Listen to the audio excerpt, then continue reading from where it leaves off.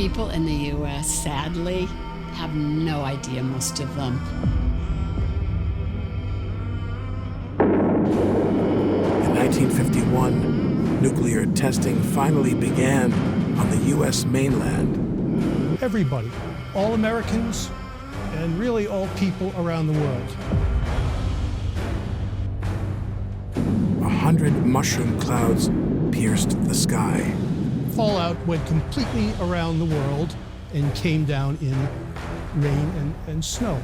Severe radioactive contamination followed. The United States government kept the earliest nuclear fallout studies top secret. The American public, whether they want to be or not, will be forever linked to the nuclear tests that occurred in the 1950s.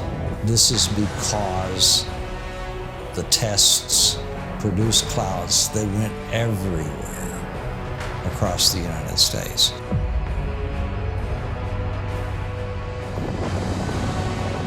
And nobody warned us. We never got a warning. Never got any warning. So the bombs that got us were the bombs of our own governments. It was a nuclear war.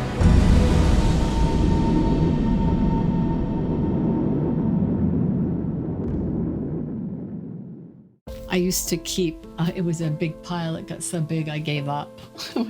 It was too depressing. Of those men that were at the herd that spring, all 8 of them have died with some form of cancer. So, and then I had a couple classmates in grade school that got sick, that died. But I will still keep fighting to my last breath until they are acknowledged for what they did and what they were exposed to. I think I have this enormous responsibility to do this work. The hardest part for me is to believe my own government killed my family.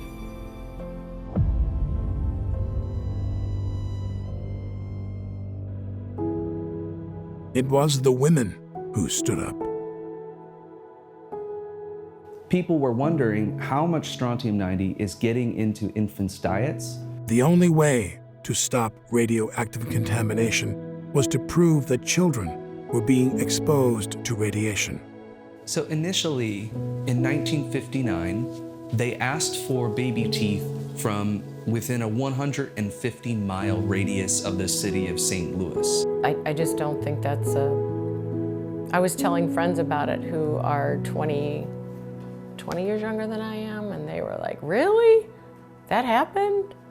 I believe it was 1959, and I was 7 years old and went to school, and the teacher said there is this project that's going on, and they're requesting that children that have their baby teeth fall out.